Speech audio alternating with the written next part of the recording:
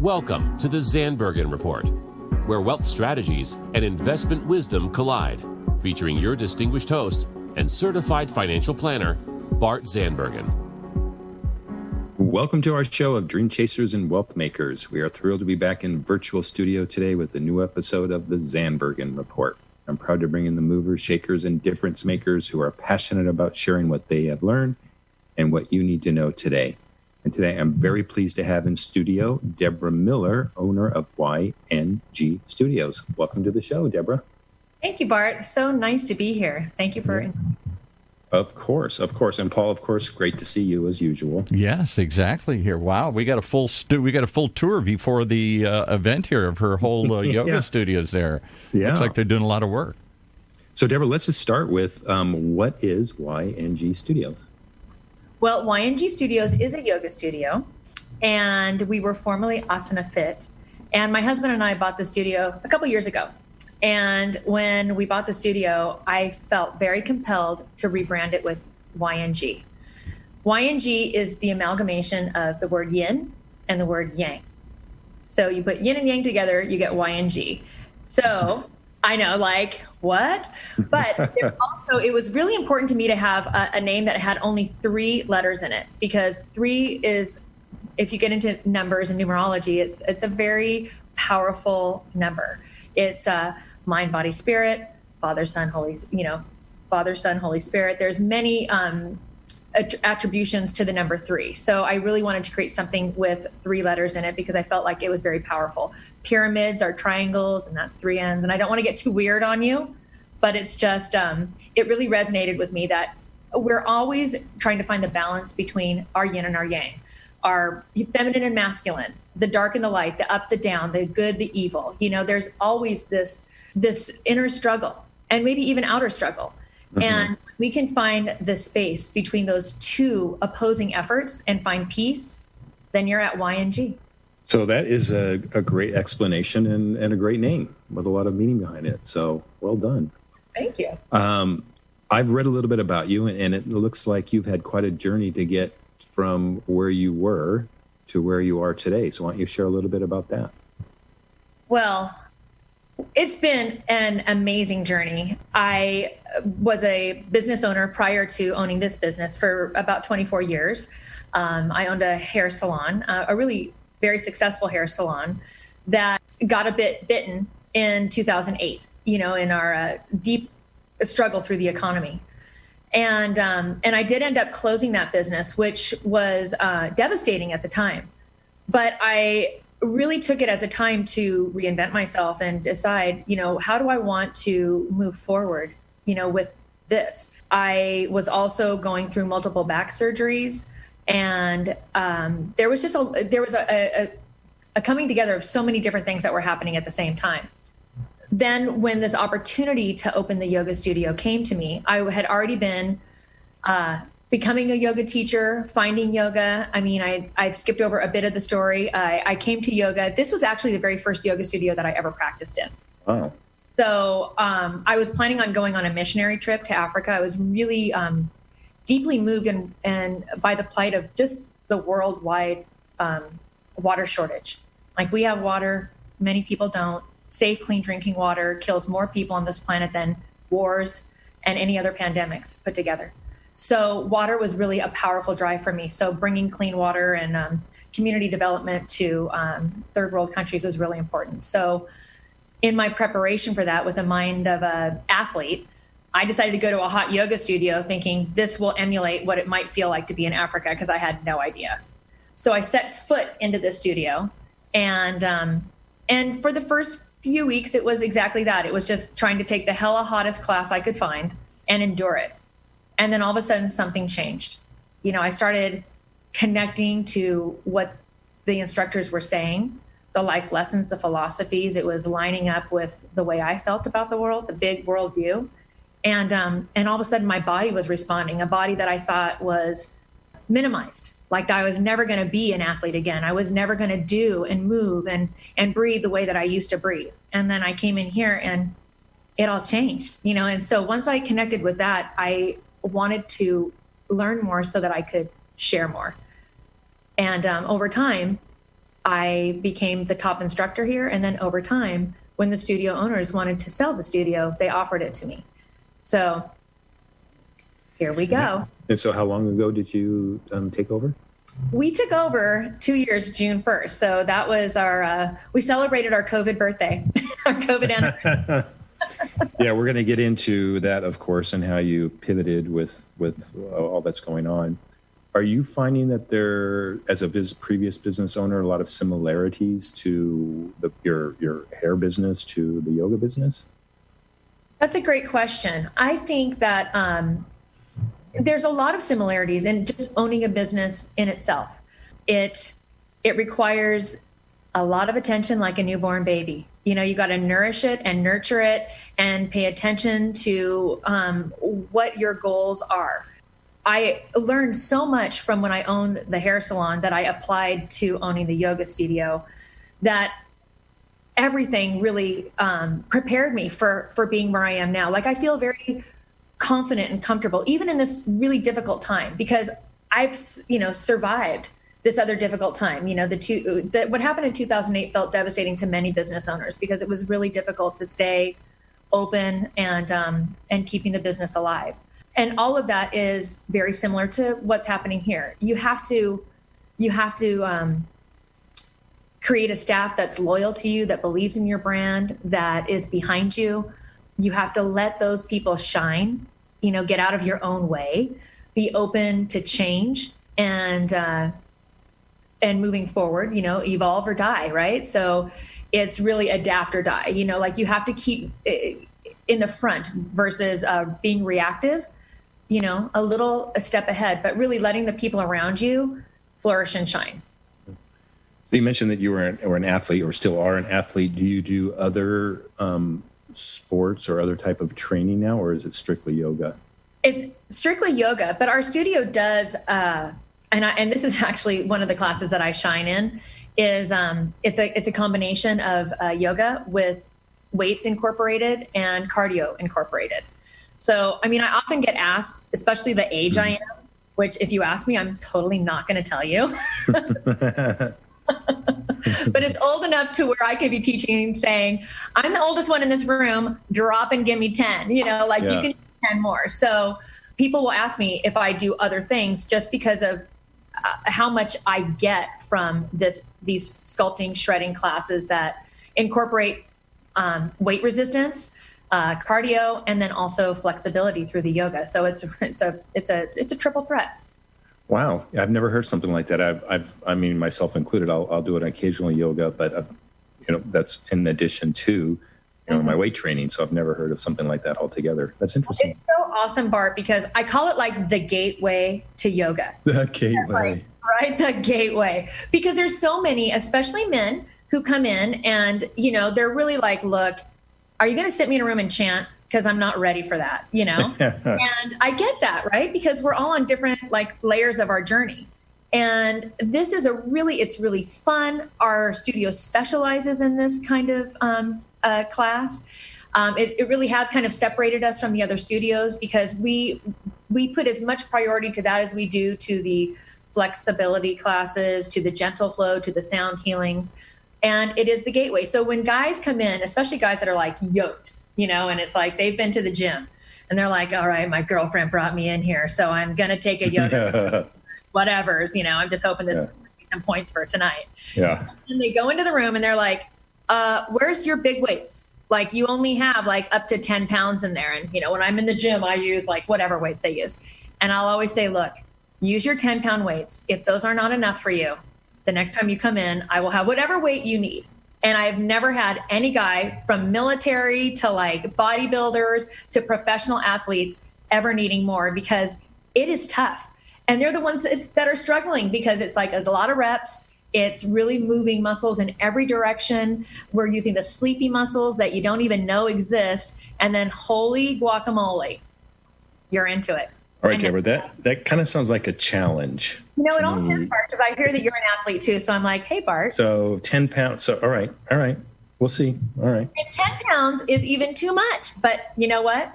Because I say be easier on your joints and really work through the muscle fibers, right? So when you're doing a lot, you don't need heavy weights. A little goes a long ways. All right, Deborah, we'll see. I'm going to have to come in. You're going to have to show me. A little goes a long way. Come in and see our spicy hot yoga All right, spicy hot. All right, let's talk about what life was like right before COVID, meaning what was the kind of the schedule like, and then what happened when it hit, and then how you pivoted to adapt to, I hate to use this term, but kind of our new normal. Right. Which is still not even normal yet, but So I call it a new normal because I don't think it's going to be what it was anytime soon. And I agree. As we were starting to head into COVID, my husband is an avid watcher of every new show on the planet. And I'm more like, I don't watch it. I want to know the littlest and it have accuracy. And because I feel like there's a lot of fear that gets bought in if it's overplayed in the mind. Somewhere between the two is probably really good. Right. So literally on the last day I was teaching class, just resisting closing down. I did not want to close down. I just didn't believe that it was, the pandemic that it was being described to be. So you had classes all day, right? Prior to this, you were doing classes every hour. Classes a week. We have 2 yoga studios in here. We have one that's heated, one that's not heated. So you can come in and decide what it is that you want to take, what environment you want to take it in. But yeah, we were flourishing. We had, 60 plus classes a week, plus workshops, and they were packed. So, and yes, and I wanted to just keep on because people were still wanting to come. But we were also right in the process of really coming into our namesake of being YNG Studios. We had been in this kind of soft, recreation, but January, February, it was like a hard line. We are becoming this and letting go of who we used to be, which was a bummer to be closing down in March and have people confused, So that was, and we had, there was just a lot of changes that we had implemented starting at the first of the year that were not set to really come into full circle until March and April. Right. So we kind of lost that tail end. And so we did have to pivot in a big and fast way. And I'm so grateful to my husband because he is my tech support. He is the tech guy. I knew that we had to start filming immediately. We had to start putting live classes out for our members. And we had to really create a consistent and strong message of courage and hope. And we had to let them know who we are, what we stand for with consistency. And there's so many parts of this process that have actually been very beneficial to us, that allowing us to have this new vertical of social media classes, the live classes, the YouTube classes, whatever it is. But it's allowed us to connect to an even broader group of people.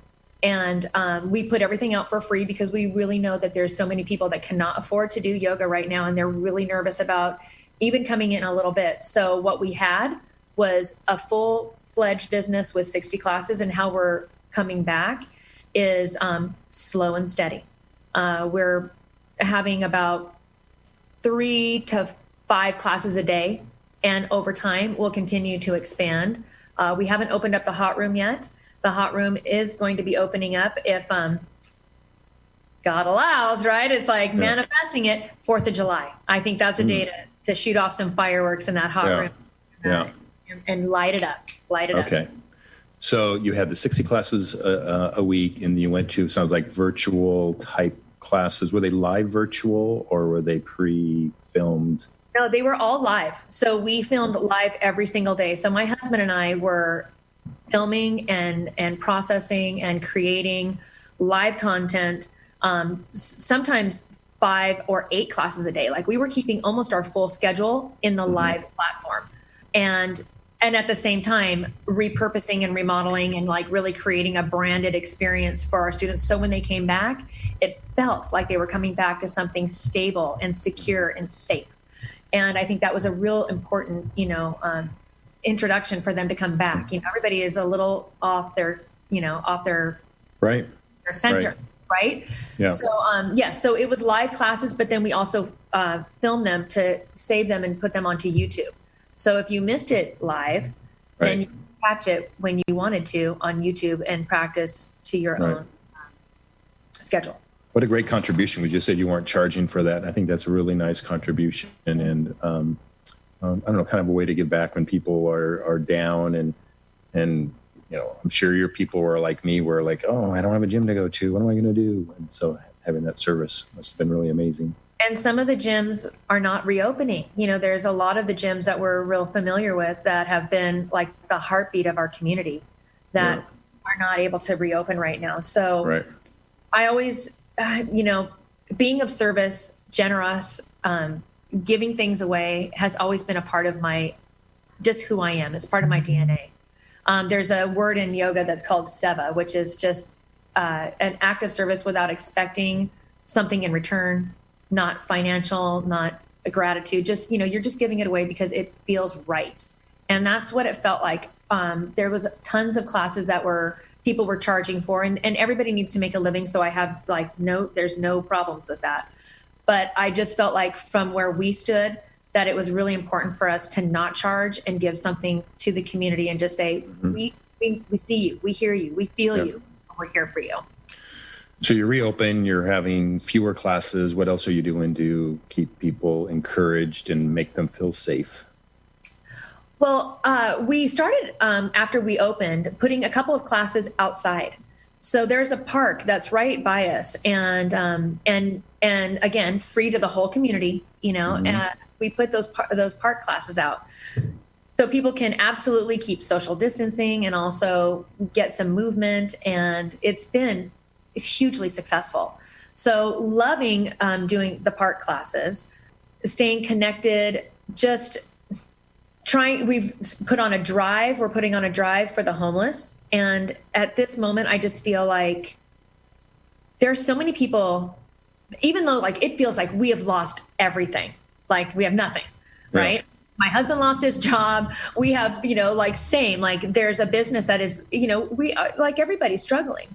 But if you really take a moment, there's always going to be somebody who has more struggles than you do, that has less than you do. And when we really peel it back, we have so much abundance. There's so many things that we can share. So we're taking a huge collection for our homeless community. We're partnering with FAM, which is Family Assistance Ministries, so that we can create individual bags and then also bigger things that can be given to the community as a whole.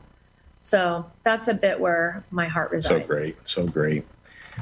Hey, let's define some of your yoga classes. So define for us, what is hot yoga? How does it differ from every other yoga? With the obvious difference in that it's a hotter room. It is a hotter room. And how hot? Well, Bart. Over 100? Yeah. Yes. Over 105? They're about at 105 is about where we max out. Okay. So it honestly depends on the style of class that's happening. So there are classes that are more static poses that would be at the higher temperatures, because you're not moving as much, you're not creating such a cardio experience. If you're in, say, a flow or a vinyasa class, then the temperature would be under 100, because you're already building up your, if you're doing a shred class or a skull class, for sure under 100, right? Because as much as I have my, CPR certificate, I really don't want to. Yeah. But people thrive in that. They love that room. They love it hot, because there's just something about that detoxing effect of the heat, sweating everything out, just getting a good sweat on, just clearing and cleansing. And it's like shrink wrapping your body. I don't want to get too physical, because I don't, want yoga to be perceived as like a physical endeavor to, lose weight or whatnot. But if that's one of your goals, it happens real quick. Okay. So in addition to that, you have the vinyasa, you have flow, you have also many different types, all right? Yes. Classes you're offering? At the end of the day, let's get honest, all yoga is yoga, they all fall under this umbrella of hatha yoga. So you can get into where different masters teach us different little variations. But a lot of that just, as the instructors come in, they put their own little spin on it, because it's where they have done their training. There's power yoga, there's vinyasa yoga, there's shredding yoga, and then there's a Bikram style class it's not Bikram, but it is inspired by it. It's 26 static poses that move intelligently one upon the other, and touch every muscle, every organ, every cell. So I feel like you're either static moving, like static from pose to pose, like taking a pause between each, or it's power, your longer holds and you're really building some dynamic action in the body, or you're flowing, meaning you're moving a little bit more like breath to movement, and there's a little higher pace in how you're moving, so then your heart rate is getting up higher. Okay. I think that kind of differentiates the three styles. Yeah. And then, all right, so speaking of differentiating, how are you different than the other studios, either in, I know you're in San Clemente, so in San Clemente or just even in Orange County? There's big names, there's big chains, the gyms are offering it. So what's your claim to fame? I think that, being an independent yoga studio, we really can be who we want to be. We're not corporate, so you're not going to get a corporate experience. You are going to get a very fully embodied yoga experience. Our instructors are trained 10 years and plus. And so you're going to really get, yoga has like 8 limbs. There's 8 categories, and the physical is just one. So you can go get a great workout anywhere, but that's just one aspect. The full-bodied experience is to be able to get, a mental connection, the meditation, the breath work. There's a lot of layers, and a very skilled teacher can like weave all of these layers in 1 hour, and you don't even realize that you have tapped onto every limb, and every limb allows you to live a better, more productive, calm life. It also allows us to kind of step into our higher selves, our better selves, like what that intention is. How we are different than other yoga studios is we have 2 studios in under one roof, which is a blessing. And we do identify one room as being just as the hot room, and then this is the not hot room. So there's some people that will never want to step into a hot room, and there's some people that could not imagine ever not being in a hot room. Some people like it both, right? It's like one day it's like you need to calm yourself, one day you need to ignite yourself. So having all of those options in one studio is pretty awesome. And then, as I mentioned before, the sculpting type, the shred classes, we have those almost every single day. I think except for Sunday, we have them every single day on the menu. And it is one of our signature classes. All right. That's the one I'm going to check out. Yes, you are. All right. How long has yoga been around? Thousands of years? Thousands and thousands. Some say 5,000, some say 10,000. Would you say that the basic classic moves are the same as they were thousands of years ago? I honestly pray that they are, because if we try to lose the fidelity of those original postures, sun salutations, yoga won't be around for another 5,000 years.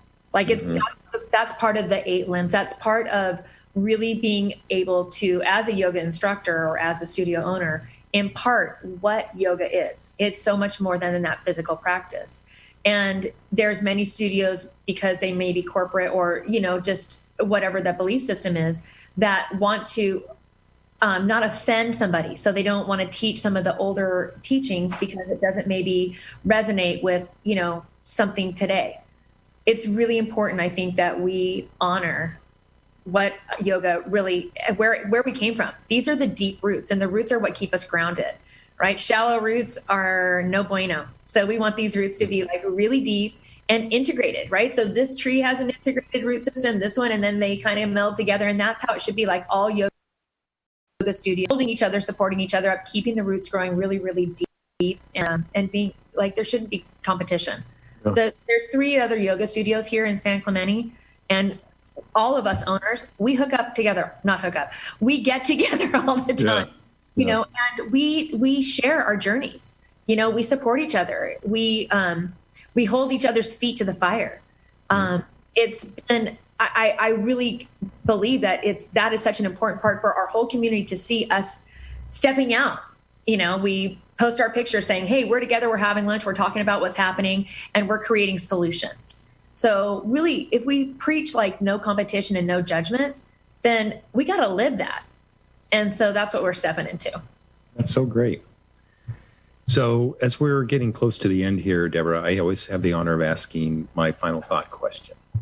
So you look nervous. I think I was supposed to prepare for this question and I forgot to. My final thought question is, what is your ultimate lesson learned? And I'm going to say, I mean, you're a serial entrepreneur, so for the businesses that you've owned, and the current one being yoga, what is your ultimate lesson learned? My ultimate lesson learned is to get out of your own way. Don't be your obstacle. Let your obstacles be your lessons, but really be open for change. If you are open to change, if you are able to be fluid with the things that come up, then I think you'll be successful. There's a bit of preparing for the worst, but hoping for the best. You can prepare all day long, but it's really just believing in yourself enough to know that you are going to make it. Never, ever, ever, ever give up on yourself, because you have to be your biggest cheerleader. Your other cheerleaders may fall away, but you have to believe in yourself to the moon and back. And when you do, that confidence that you exude, others will buy into that confidence. You have to be able to light your own fire. I love it. All right. You're a healthy person, healthy lifestyle. What's your guilty pleasures? Oh my gosh. Well, my husband's not here, thank goodness, because he would give it all away. I love peanut M&Ms. Wow. Peanut M&Ms. Wait, there's new ones. Right. There's caramel inside M&Ms that are in salted caramel M&Ms. Wow. I don't think I could pass an M&M, honestly. But see, looks like Paul's getting ready to leave his chair. I think he's going to go grab some. Oh my gosh. And I love, and French fries. I've never met a French fry that I don't like. So if I was to say between the two, I don't even know. I love salt and sugar. So yeah, that's a salt sugar thing. Yeah. So really a guilty pleasure, which I rarely have together, is popcorn with M&Ms in it. Right? You go to the movies and you get the buttered popcorn and then you throw some M&Ms in it. But I always tell myself that when you eat things in the dark, really can't count because your body doesn't see them coming in your body. So I would have to say, Deborah, you know how to live. You definitely know how to live. How can people reach you? They can reach me by our website, yngstudios.com. They can reach me at Deborah@yngstudios.com. I'm on Instagram. I'm on Facebook. Deborah Miller Yogini on Instagram. That's the same handle. And I would love for anyone with any questions or looking for a yoga experience or just sharing their stories where they have felt limited by their bodies to know that there is hope, that you can be limitless through the body and through the mind. I've been there, I've done it, and I'm here to share it with you. Great. Well, I'm going to grab Paul, and he and I are going to come into a... You're coming! I like it! My wife always says I'm a natural at yoga because she always says I do the bad dog pose or whatever. I'm good at that. So. That might be down dog. Down dog. Okay, whatever. Down dog. All right, Deborah, I want to thank you so much for taking the time. This was very, very interesting. I think the listeners are going to really enjoy your story, your journey, and what you've done. So thank you for your time. Bart, thank you. Paul, thank you so much for having me. I really appreciate it. You guys have a blessed day, okay? You as well. I want to thank everyone who has tuned in, and we look forward to being back in virtual studio again next week. Cheers. Tune in next week for the latest edition of the Zandbergen Report, Tuesdays at 2 p.m. Catch up on our recent shows by visiting bartzandbergen.podbean.com. The Zandbergen Report is also available on iTunes, iHeartRadio, and Spotify. Interested in being a featured guest on our show or have a question you'd like to hear us answer? Email podcast@bartzandbergen.com. Bart A. Zandbergen, CFP, and Letitia Burbaum, AIF, are registered investment advisors with Optivest Inc. and registered representatives with Gramercy Securities Inc., member FINRA and SIPC. Investment advisory services are offered by Optivest Inc. under SEC registration.